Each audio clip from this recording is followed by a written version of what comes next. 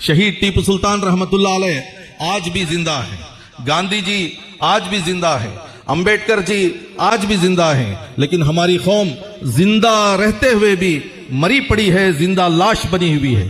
दलितों की हालत क्या है, SC/STs की हालत क्या है, इसी तरीके से आप पसमानदा तबकात की, किसानों की, मजदूरों की हालत अगर देखेंगे तो हम कितने मजबूर और लाचार थे, हम हिम्मत तोड़ चुके थे, लेकिन SDPI ने ऐसा सहारा दिया जिससे हम अपने पैरों पर खड़े होने का हुनर जान रहे हैं।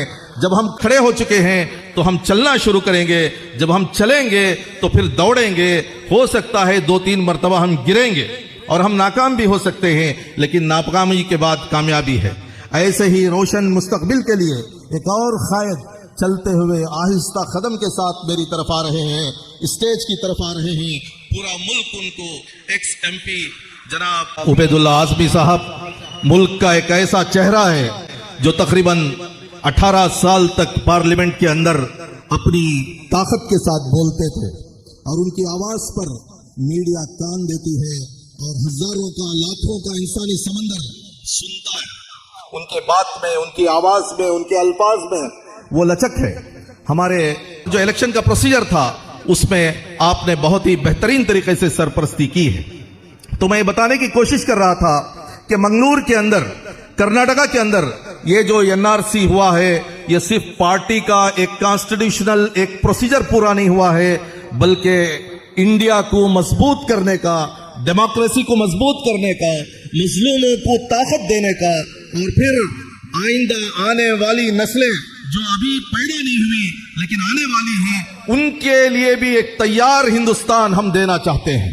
तो ऐसे वक्त में मैं उम्मीद करता हूं कि NRC के 2 दिन से जो भी मामलात हुए हैं, जो भी प्रोसीडिंग्स हुए हैं, उसमें जो भी कार्यकर्ता काम किए हैं और इसी तरीके से जो भी लीडरशिप काम की है और पार्टी के कॉन्स्टिट्यूशन के मुताबिक ये जो इलेक्शन प्रोसीजर कंप्लीट होकर MK फैजी साहब को हमने नेशनल प्रेसिडेंट बनाया है, ये एक तारीख है और ये तारीख के जरिए से डेमोक्रेसी का एक नया बाब शुरू हुआ है। अलग अलग पार्टियां और तंजीमें भी SDPI के प्रोसीजर को आहिस्ता से वॉच कर रही हैं, देख रही हैं, सुन रही हैं। मैं उम्मीद करता हूं कि उनको भी इससे बहुत बड़ी राहत मिलेगी, एक कॉन्फिडेंस मिलेगा।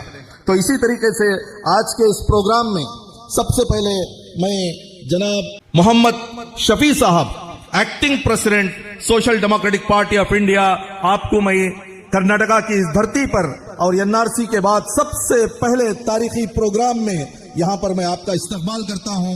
उम्मीद करता हूं कि आप जो रैली के अंदर 4 कदम हमारे से सामने थे, हमेशा आप हमारे से सामने रहेंगे और आपके पीछे पीछे इंसानी समंदर को आपने वॉच किया होगा। वो पूरा समंदर सिर्फ मंगलूर में आपके साथ नहीं है, बेंगलुरु में भी आपके साथ है। आपको ये उम्मीद दिलाता हूं कि लखनऊ हो, बंगाल हो, कलकत्ता हो, तमाम इलाके आपकी क़ियादत के मुंतजिर हैं, लेकिन हमें नीचे तक जाने की कोशिश करना है। करते हुए मैं अपनी जगह लेता हूं। शुक्रिया।